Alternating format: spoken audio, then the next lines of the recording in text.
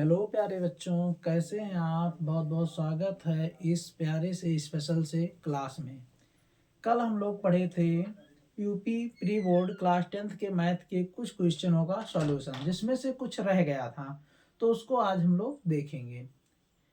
तो क्वेश्चन जो बचे हुए थे वो क्वेश्चन थे जैसे 22 का चा आपका छूटा था, जबकि 22 के और सभी हो गए थे। तो ये क्वेश्चन 22 का, बाकी और सब बचे थे।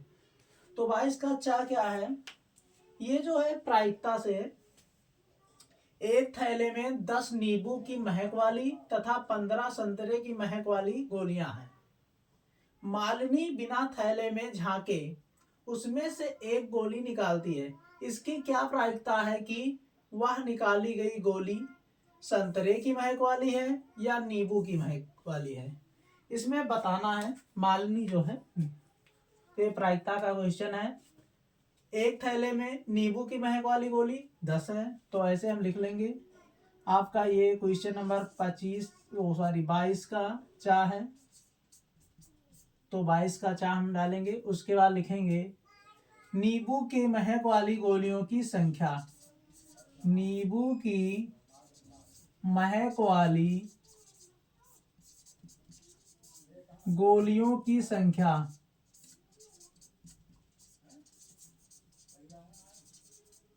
कितनी है, 10। संतरे की महक वाली गोलियों की संख्या, संतरे की महक वाली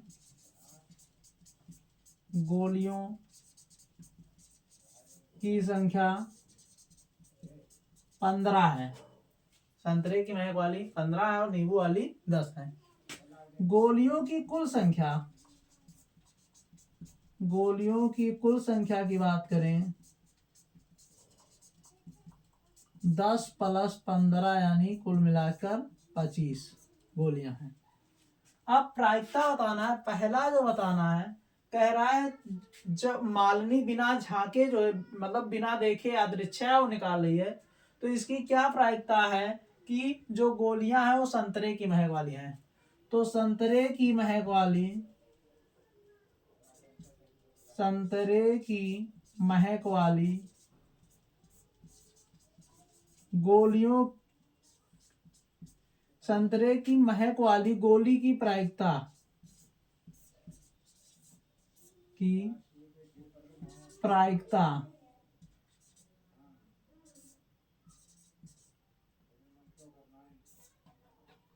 PE1, क्योंकि 2 बार निकालना है, तो PE1 NE/NS, यानी संभावित परिणाम, और NS यानी कुल परिणाम। तो कुल परिणाम कितने हैं, कुल गोलियां 25 हैं, तो ये कुल परिणाम हो जाएंगे। और संतरे की महक वाली कितनी है, तो संतरे की महक वाली 15 है, तो यहाँ 15 हो जाएगा। इसको काट देंगे, 5 यानी 15 और 5 25, यानी संतरे की महक वाली गोलियों की जो प्रायिकता आएगी 3/5 आ जाएगी। उसके बाद में दूसरा इसी में बताना है, नींबू की महक वाली, नींबू की महक वाली गोली की प्रायिकता, तो PE2 बराबर, इसमें भी वही NE/NS। तो PE2, तो इसमें क्या है, संभावित परिणाम नींबू वाले 10 हैं, टोटल 25 हैं, तो 5 दूनी 10, 5 25, यानी 2/5। तो ये आपका आंसर हो जाएगा। एक का आंसर आया है PE1 आपका 3/5 और PE2 आपका आया है 2/5। ये संतरे की महक वाली है और ये नींबू की महक वाली है। ठीक है, इसी प्रकार हम आगे देखते हैं आगे के क्वेश्चन।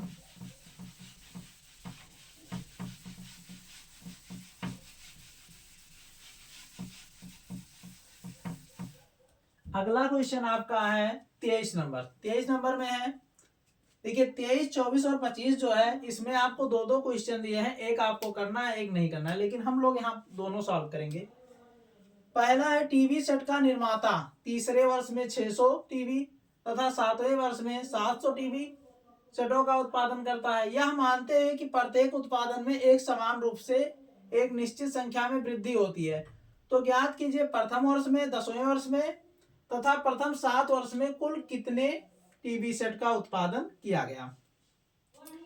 एक टीवी सेट का जो है निर्माता जो टीवियों का निर्माण करता है, वो पहले ये माना जाता है कि वो प्रत्येक साल जो है समान रूप से जो है, मतलब जितना एक साल उसी तरीके से इंक्रीज करते हुए वो बढ़ाता जाता है। तो उसने जो है 7वें वर्ष में जो है 700 टीवी और 6वें वर्ष में 600 टीवी बनाया। तो वो पहले वर्ष में कितना बनाया रहा होगा, 10वें वर्ष में कितना बनाएगा और 7 वर्षों में कुल कितना बनाएगा। तो ठीक है, देखते हैं हम क्वेश्चन नंबर 23 का पहले। तो यहां मान लेंगे, माना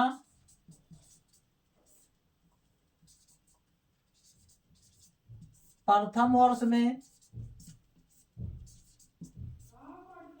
निर्मित टीवी सेटों की संख्या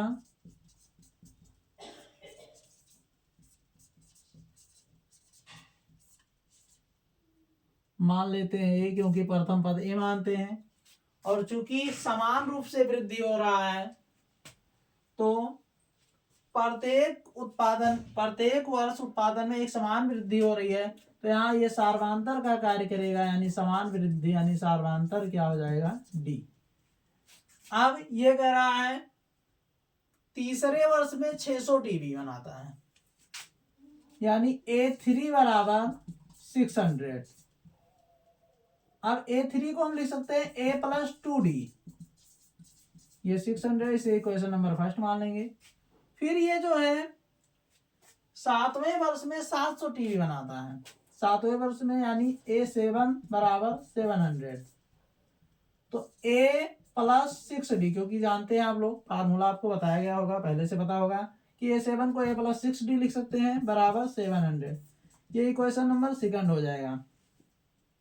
अब इसे किसी भी मेथड से आप विलोपन या किसी तो समीकरण एक से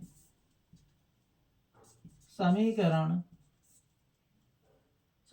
दो से समीकरण एक को घटाने पर, वैसे एक से भी घटा सकते हैं लेकिन माइनस में आएगा फिर प्लस करना पड़ेगा। तो A प्लस 6D बराबर 700 और A प्लस 2D बराबर 600, घटा देंगे माइनस माइनस माइनस, ये कट जाएगा, 6D से 2D घटेगा तो 4D, 700 से 600 घटेगा तो केवल बचेगा 100। तो D बराबर 100 अपान में 4, तो D बराबर आ जाएगा 25, 4 2 जा 8, 4 5 जा 20। D का मान समीकरण एक में रखने पर, तो समीकरण एक में रखेंगे D का मान, तो A प्लस 2 इंटू डी के स्थान पे 25 इज इक्वल 600। तो A 25 2 जा 50 बराबर 600। तो A बराबर 600 माइनस 50, तो A बराबर 550, यानी पहले वर्ष में कितना आ जाएगा, 550। तो जो हमें पहला आंसर था ये थोड़ा छोटा कर देने हैं, ये इक्वेशन फर्स्ट इक्वेशन सेकंड। तो पहला जो क्वेश्चन था कि प्रथम वर्ष में उत्पादन टीवी की संख्या, तो प्रथम वर्ष में उत्पादन, पहला आंसर प्रथम वर्ष में निर्मित या उत्पादन, बात एक ही है, निर्मित टीवी सेटों की संख्या 550। फिर कह रहा है दूसरा क्वेश्चन इसी में आ रहा है, ये आपका दूसरा क्वेश्चन आपका आ रहा है कि 10वें वर्ष में तो 10वें वर्ष में यानी A10 बराबर A प्लस 9D, आप लोगों को पता है एक कम डी लिखते हैं। A का मान जैसा कि 550, 9 और D का मान है 25, तो 550 प्लस 25 9 या 225, और इन दोनों को जोड़ देंगे तो आ जाएगा 505, 257 और 257, यानी A10 बराबर आ जाएगा 775। ये दूसरे का आंसर आ जाएगा, ये पहले का आंसर हो गया आपका। तीसरा कह रहा है कि प्रथम 7 वर्ष में कुल टीबी का उत्पादन, तो आपको यहाँ यस सेवन ज्ञात करना है। तो यस सेवन बराबर हम जानते हैं एन पदों का योग यानी n/2, 2a plus n-1 into D. तो n का मान है 7/2, 2a का मान है 550 प्लस 7-1 और d का मान 25। 7/2 इन दोनों का गुणा कराएंगे 0, 2 5 जा 10, 2 5 जा 10 और 1 11 प्लस 6 इंटू 25। इसको सॉल्व करेंगे 7/2 1100 प्लस गुणा होगा 25 6 जा 150,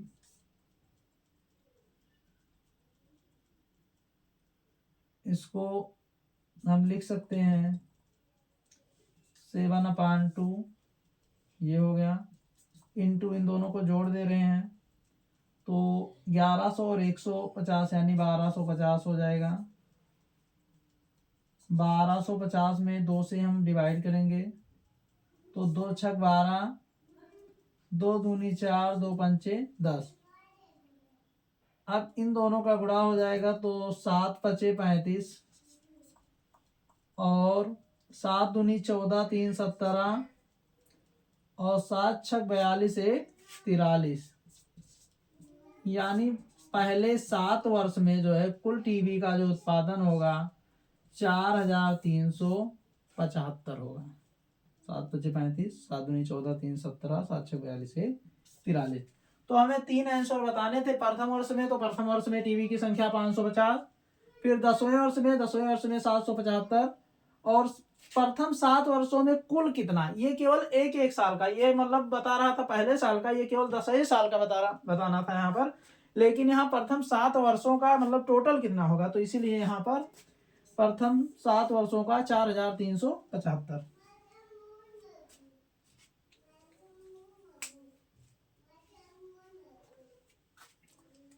ठीक है, इसी तरीके से हम अगला क्वेश्चन देखेंगे।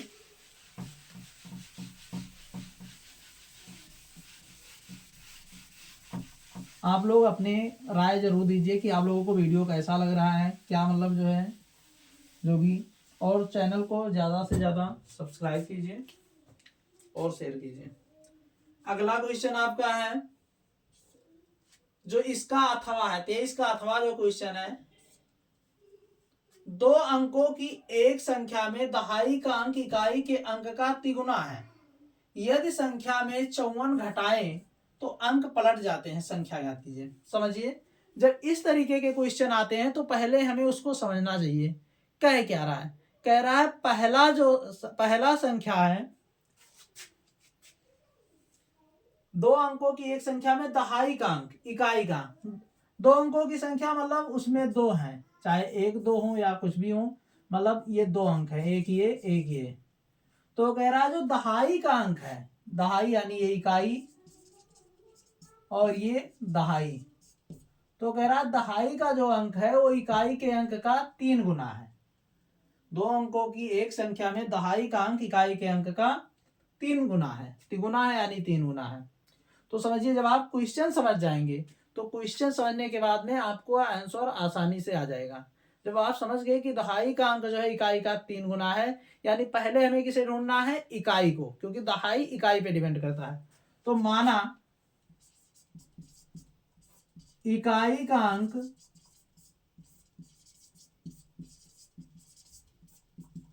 x, तो दहाई का अंक 3 गुना, 3 गुना, गुना का मतलब गुणा, तो 3 गुना, तो संख्या क्या होगी? तो जब कभी आपको इकाई और दहाई दिया हो तो संख्या ज्ञात करने के लिए दहाई में 10 से गुणा करा दीजिए और इकाई को जोड़ दीजिए। यानी दहाई 3 है तो 3x इंटू 10 प्लस एक्स, तो ये जाएगा 30x प्लस x बराबर 31x। फिर कह रहा है अंक पलट जाते हैं, यदि इसमें से 54 घटाएं तो अंक पलट जाते हैं, यानी जो दहाई था वो इकाई हो जाता है, जो इकाई था वो दहाई हो जाता है। तो अंकों को पलटने पर प्राप्त संख्या, अंकों को पलटने पर, अंकों के पलटने पर, क्योंकि वो स्वतः पलट रहे हैं, अंकों के पलटने पर प्राप्त संख्या, तो अब की बार दहाई जो है वो इकाई हो गया, इकाई जो है वो दहाई, तो अब की बार इकाई में 10 से गुणा और दहाई को जोड़ेंगे, तो ये हो जाएगा 10x प्लस 3x बराबर 13x। अब प्रश्नानुसार क्या कह रहा है कि इस वाली संख्या में, जो संख्या थी 31x, इसमें यदि हम 54 घटा दें तो ये पलट जाते हैं, यानी ये वाली संख्या प्राप्त हो जाती है। तो 31x, ये प्लस है, इस तरफ आएगा माइनस, और ये माइनस है प्लस, घटाएंगे 11 से 3 घटेगा तो 8, और 2 से 1 घटेगा तो 1, तो 31x से 13 तो 18x 54, ये 18 इस तरफ जो है मल्टीप्लाई हो रहा है, इस तरफ जाएगा डिवाइड हो जाएगा, तो 54 अपान में 18, जानते हैं 18 3 जा 54, तो x का मान 3। अब अतः संख्या, तो संख्या क्या होगी? तो संख्या के लिए जो हमारी संख्या थी यहाँ पे मान रख देंगे, 31 गुणे 3 बराबर 93, ये संख्या।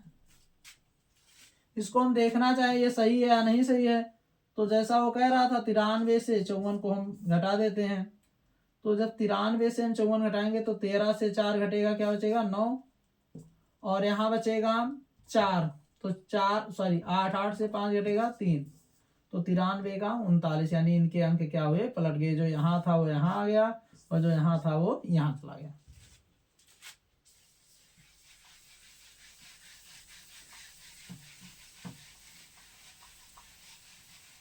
इस तरीके से हमारा जो 23 नंबर के जो क्वेश्चन थे वो खत्म हुए। अब 24वां क्या है? एक मीनार के पाद बिंदु से एक भवन के शिखर का उन्नयन कोण 60 अंश है। यदि मीनार 50 मीटर हो तो भवन की ऊंचाई ज्ञात कीजिए। देखिए, वैसे अक्सर देखा गया है कि मीनार जो होती हैं वो भवन से ऊंची होती है, तो ज्यादा आपको कुछ नहीं करना है, 2 रेखाएं खींचनी है, ऐसे सीधी रेखाएं। एक को आप मान लीजिए भवन और दूसरे को आप मान लीजिए मीनार, इसको मिला दीजिए। कह रहा है मीनार के पाद बिंदु से एक भवन के शिखर का उन्नयन कोण। मीनार, अगर इसे हम मीनार मान रहे हैं तो इसके पाद बिंदु से भवन के शिखर का उन्नयन कोण समझते हैं, जब हम ऊपर आंखों को हम ऐसे सीधा देखें फिर ऊपर देखें तो जो हमें कोण बनता है वो होता है उन्नयन, और सीधा देखकर जब हम नीचे देखते हैं तो जो दिखाई देता है वो क्या होता है? अवनमन। यानी अगर हमें दीवार में छिपकली देखनी है तो छिपकली देखते समय कौन सा कोण बनेगा? उन्नयन। और नीचे अगर हमारा पेन गिर गया है और उसको हम देख रहे हैं तो हमारा क्या बनेगा? अवनमन। अब और भवन के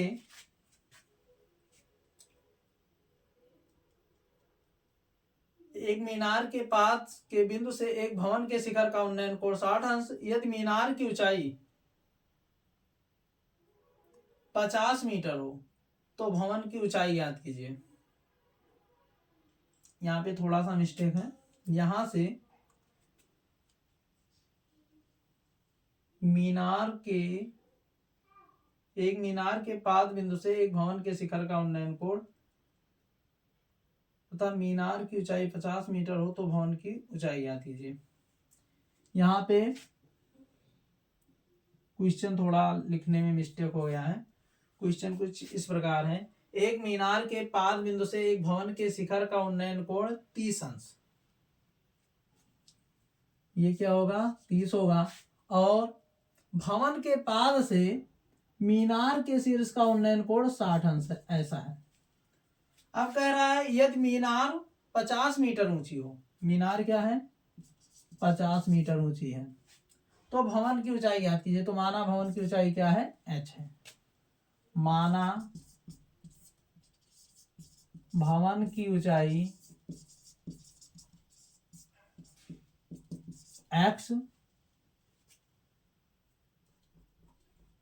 माना भवन की ऊंचाई h तथा बीच की दूरी, भवन और मीनार के बीच की दूरी जो है वो x है, बीच की दूरी क्या है x मीटर है, ये दूरी x मीटर है। तो इसको सॉल्व करते समय हमें ये दिया है और ये दिया है, तो पहले हम x ज्ञात कर लेंगे फिर h ज्ञात करेंगे। तो त्रिभुज, समकोण त्रिभुज BDC में हमें लंब दिया है, आधार हमें ज्ञात करना है। तो लंब और आधार किसमें आता है, पहले ये हम साइन लगाएंगे, कॉस लगाएंगे, टेन लगाएंगे, इस पर डिपेंड करता है कि हमें ज्ञात क्या करना है। तो ज्ञात करने का हमें पता है, फार्मूला है लाल बटे कक्का, यानी लंब और कर्ण अगर हमें दिया है तो साइन, आधार और कर्ण दिया है तो आप लगाएंगे कॉस, और लंब और आधार दिया है तो आप यूज करेंगे टेन। तो यहाँ लंब और आधार में प्रतिबंध लगाना है, इसलिए टेन थीटा। तो टेन थीटा बराबर होता है लंब बटे आधार, यानी लंब है हमारा CD और आधार है हमारा BD। तो थीटा हमें कितना दिया है 60, तो टेन 60 बराबर CD हमारा है 50 और BD हमारा है x। टेन 60 का मान होता है √3, 50 अपान में x, इसका इस तरफ गुणा हो जाएगा, √3x बराबर 50, तो x बराबर 50 अपान में √3, ये समीकरण 1 बन जाएगा। अब x का मान हमें प्राप्त हो गया है 50 अपान में √3, लेकिन हमें x नहीं h की आवश्यकता है। तो समकोण त्रिभुज, अब की बार कौन सा ये वाला लेंगे, ABD, समकोण त्रिभुज ABD में tan 30 बराबर, डायरेक्ट रख रहे हैं, tan 30 बराबर लंब यानी h और आधार यानी x। tan 30 का मान होता है 1/√3 h/x, इसका इस तरफ गुणा हो जाएगा, x बराबर √3h। x के स्थान पे x का जो मान है यहाँ लिख देंगे समीकरण 1 से, x का मान 50 अपान √3 बराबर √3h, इसका इस तरफ या यही इस तरफ आ जाएगा, तो 50 और √3 का गुणा √3 में होगा तो 3h, यानी जो ऊंचाई आएगी h बराबर, यदि से हम भाग कर रहे हैं तो 3 बन जा 3, यहाँ बचेगा 2 और 0 20, 3 6 जा 18, बचेगा 2, फिर 3 6 जा 18, यानी 67 मीटर या जाएगी इसकी ऊंचाई।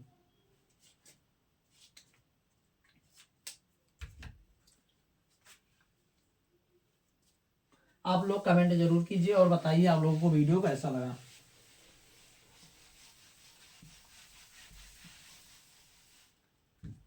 अगला क्वेश्चन है हमारा हाइट एंड डिस्टेंस से ही है, ऊंचाई एवं दूरी से।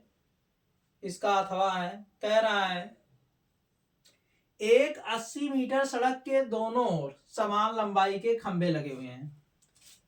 एक 80 मीटर लंबी सड़क है, ये मान लो सड़क है जिसकी लंबाई 80 मीटर है, इसके दोनों ओर समान लंबाई के खंभे लगे हुए हैं।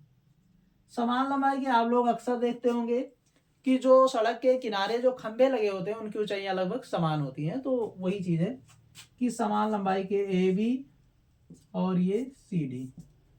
अब इसके बीच में कोई बिंदु है, एक बिंदु है जहां से एक खंभे के शीर्ष का उन्नयन कोण 30 अंश और दूसरे का 60 अंश है। एक तरफ 30 बन रहा है, दूसरी तरफ 60 बन रहा है। तो हमें खंभों की ऊंचाइयां और खंभे से इस बिंदु की दूरी ज्ञात करनी है। तो मान लेते हैं इस बिंदु की दूरी, इस बिंदु ई है और इसका पहले खंभे से दूरी x है। तो जब कुल दूरी 80 है, इतनी दूरी x है, तो ये दूरी 80 माइनस x हो जाएगी। तो माना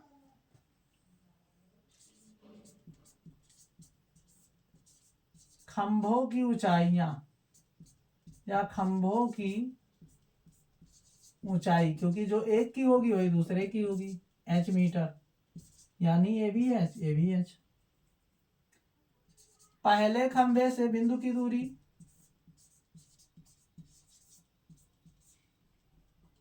पहले खंभे से बिंदु की दूरी x, तो दूसरे खंभे से बिंदु की दूरी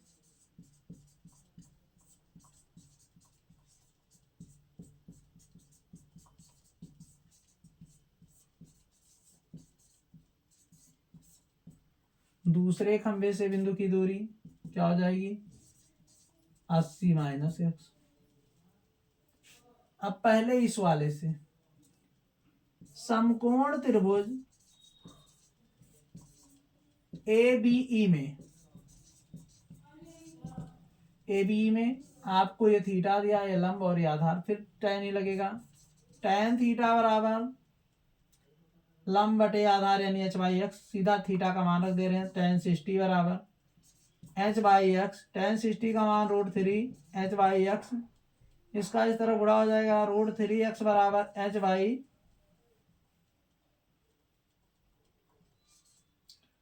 तो x बराबर h/√3, इसे हम समीकरण 1 मान लेंगे। फिर समकोण त्रिभुज, अब की बार ये दूसरा लेंगे, समकोण त्रिभुज CDE में tan 30 बराबर लंब यानी h, आधार यानी 80 minus x, h/80 minus x, tan 30 का मान 1/√3 h/80 माइनस x, इसका इस तरह गुणा, इसका इस तरह गुणा, तो जब गुणा कराएंगे 80 माइनस x का गुणा 1 में होगा तो 80 माइनस x, और √3 का यहाँ होगा तो √3h। समीकरण 1 से, समीकरण 1 क्या है, समीकरण में 1 में x का मान इतना है, तो 80 माइनस h/√3 बराबर √3h, इसका इस तरफ गुणा हो जाएगा 80√3 माइनस h/√3 बराबर √3h, इसका इस तरफ गुणा 80√3 माइनस h, √3 का √3 में 3h, तो 80√3h बराबर 80√3, और इस h को इस तरफ ले जाएंगे तो 3h, और ये माइनस है प्लस h, तो 80√3 बराबर 4h, तो h बराबर 80√3/4, तो h बराबर 20√3। ये आ गया खंभों की ऊंचाइयां। लेकिन हमें इसके खंभों की दूरियां भी ज्ञात करनी है। तो h का मान समीकरण 1 में रखने पर, तो समीकरण 1 में, समीकरण 1 हमारा क्या है, ये है, तो x बराबर h का मान आया 20√3 और अपान में √3 है तो √3, तो इससे कट जाएगा, तो x बराबर आ जाएगा 20। तो अतः पहले खंभे से दूरी, चूंकि पहले खंभे से दूरी x माने हैं, तो पहले खंभे से दूरी 20 मीटर और दूसरे खंभे से दूरी 80 माइनस एक्स यानी 80 माइनस 20 यानी 60 मीटर। अब आप लोग परेशान नहीं होंगे, हो सकता है कोई बच्चा अगर लगाते समय इसे 30 ना मानकर इसे 60 मान लिया और इसे 30 मान लिया हो, तो ऐसी स्थिति में पहले से 60 और दूसरे से 20 आ जाएगा, तो दोनों आंसर आपके सही हैं।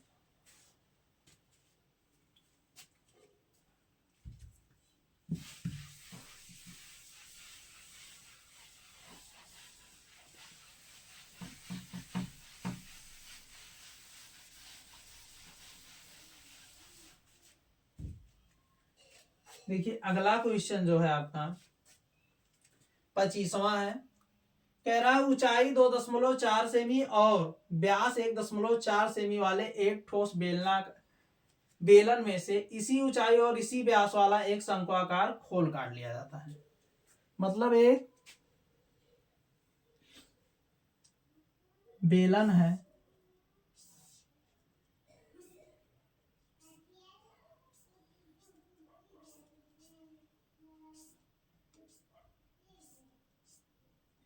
एक बेलन है कुछ इस आकार का,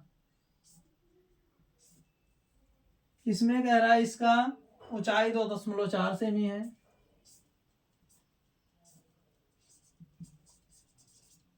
और इसका व्यास जो है 1.4 सेमी है,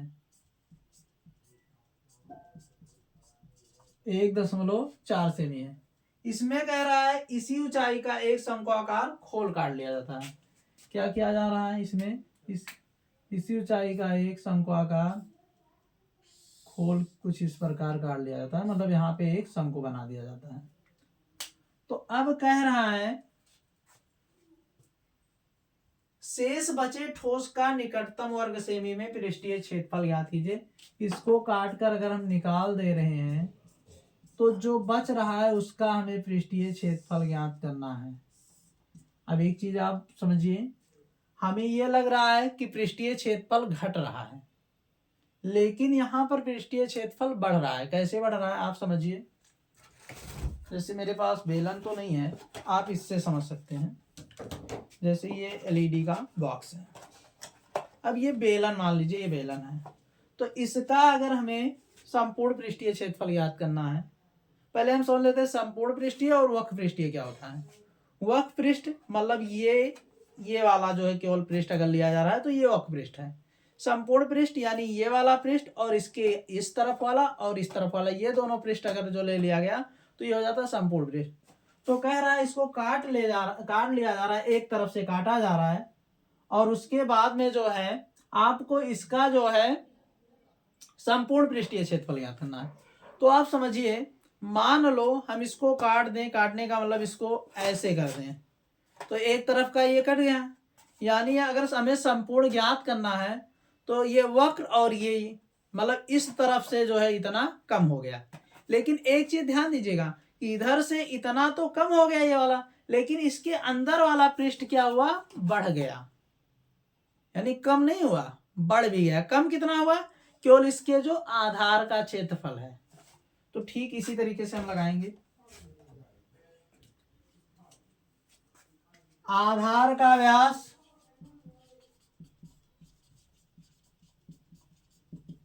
1.4 सेमी, तो त्रिज्या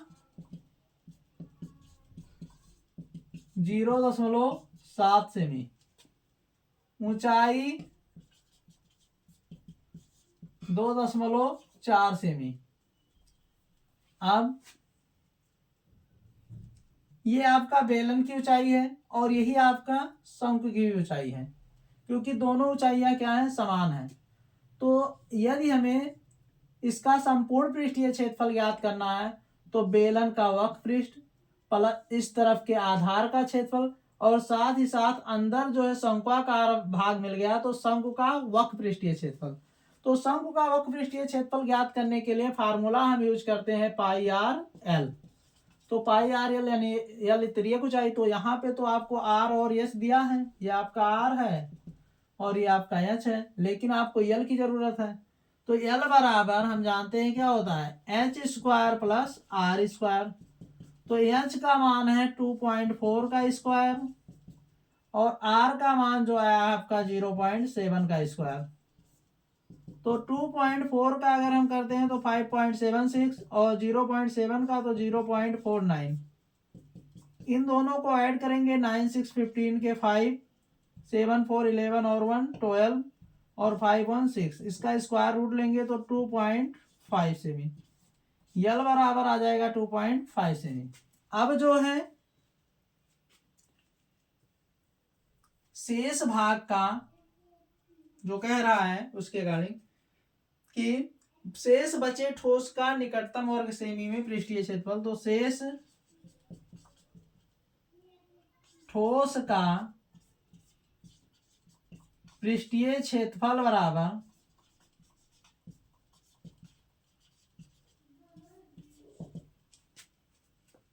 बेलन का वक्र पृष्ठीय क्षेत्रफल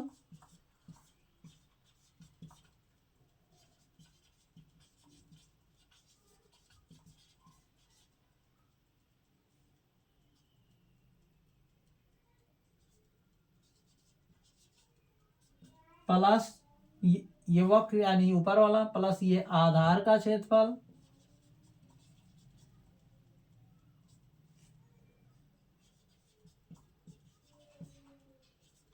और प्लस शंकु का वक्र पृष्ठीय। शंकु का भी वक्र पृष्ठीय क्यों निकाल रहे हैं? क्योंकि यहां पर भी नीचे वाला भाग खाली हो गया, नहीं तो हम संपूर्ण लगाते। अब बेलन का वक्र पृष्ठीय क्षेत्रफल होता है 2πr/h। आधार का क्षेत्रफल होता है πr² और शंकु का वक्र पृष्ठीय क्षेत्रफल होता है πr/l। मान रख देंगे 2 × 22/7 × r का मान है 0.7।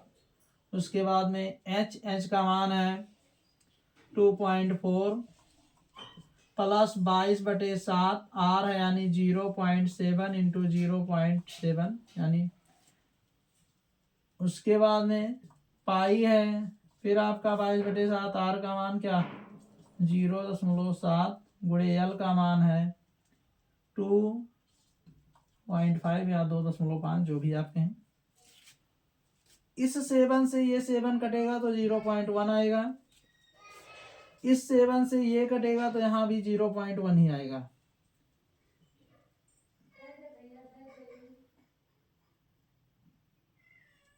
यहाँ प्लस है और इस 7 से ये कटेगा, ये भी 0.1 आएगा। अब जो है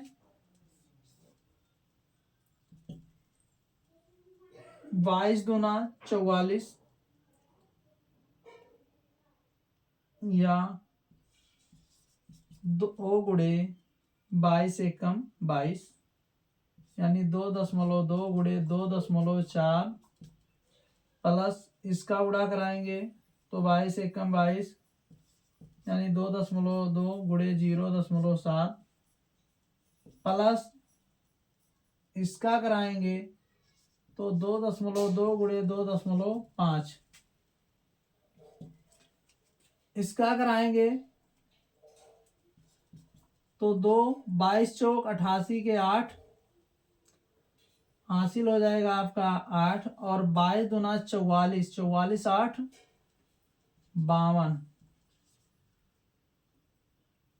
1 1 2 अंक के बाद दशमलव हो जाएगा। 22 चौक 88 के 8 हासिल 8 और 22 दूना 44 144 8 52 ये हो जाएगा। प्लस 22 सत्ते 154 यानी 1.54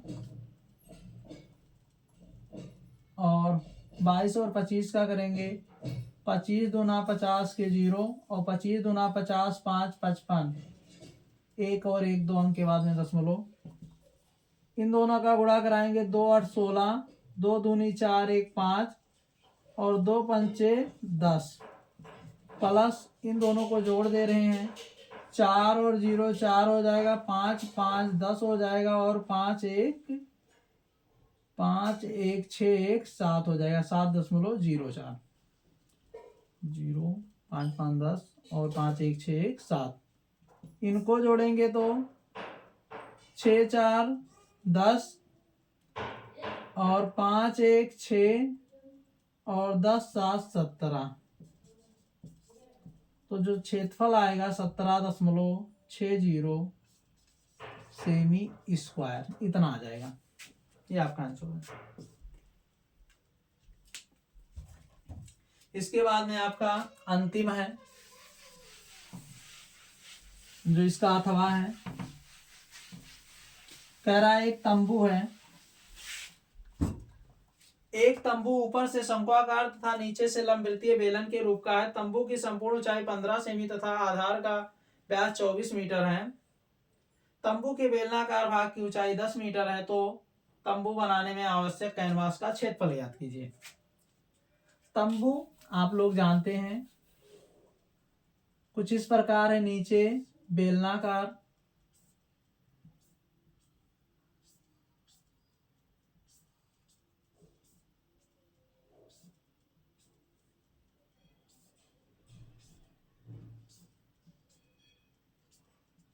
इस प्रकार तंबू है। इसका जो संपूर्ण ऊंचाई है वो 15 मीटर है। यहां से यहां तक की ऊंचाई 15 मीटर है। इसके आधार का जो व्यास है वो 24 मीटर है। ये वाला 24 मीटर है। बेलनाकार भाग की ऊंचाई जो है 10 मीटर है। तो इसको बनाने में आवश्यक कैनवास का क्षेत्रफल ज्ञात करना है।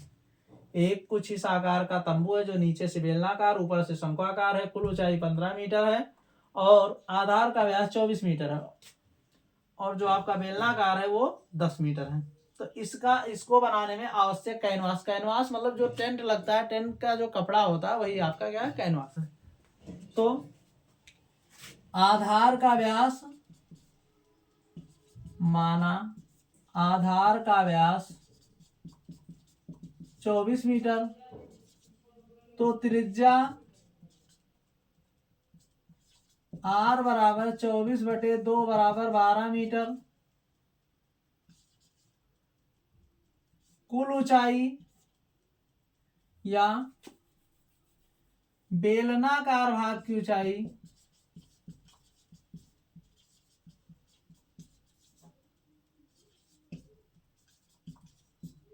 ऊंचाई चूंकि देखिए इसमें बेलन और शंकु दोनों आ रहा है, दोनों की ऊंचाई होंगी। तो एक की ऊंचाई h1 और दूसरे की ऊंचाई h2 मान लेते हैं। तो बेलनाकार भाग की ऊंचाई h1 बराबर 10 मीटर। कुल ऊंचाई दिया है 15 मीटर। तो शंकु की ऊंचाई या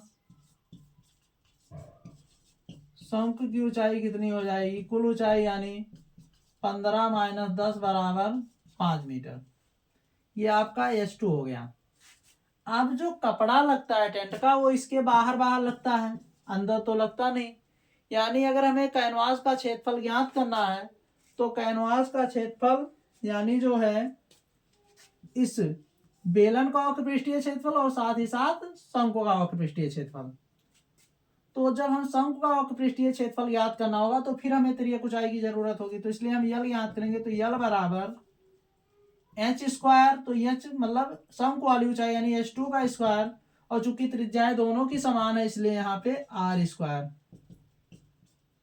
तो h का स्क्वायर यानी h2 आपका कितना आया है 5 और r आपका है 12।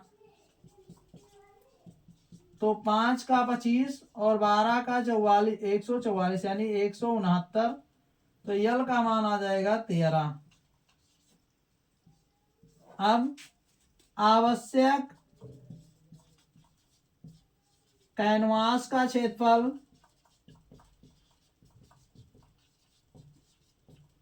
बराबर, आवश्यक कैनवास का क्षेत्रफल बराबर बेलन का वक्र पृष्ठीय क्षेत्रफल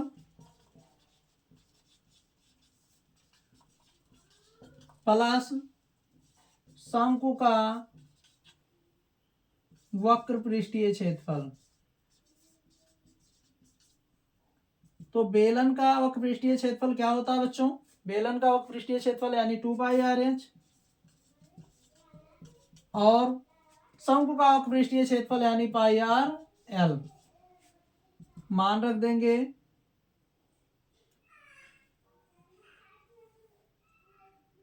2, पाई का मान नहीं रख रहे हैं, आर का मान है 12, एच का मान यानी बेलन में आपका H1, तो H1 का मान है हमारा 10, पाई आर का मान है 12 और एल का मान है 13, तो 12 दूना 120 दूना 240 पाई, और ये हो जाएगा 12 और 13 यानी 13 दूना 26 और 13 दो 15 यानी 156 पाई।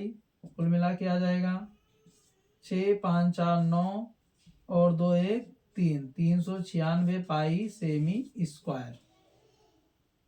ये आ जाएगा आवश्यक कैनवास का क्षेत्रफल। तो इस तरीके से आपका ये प्री बोर्ड का जो है पूरा सॉल्यूशन रहा। आप लोग कमेंट में जरूर बताइए आप लोगों को कैसा लगा। आगे हमें अनसॉल्व सॉल्व कराना चाहिए या वन शॉट देना चाहिए, ये आप लोग जरूर बताएं कमेंट सेक्शन में। ठीक है, बहुत बहुत धन्यवाद।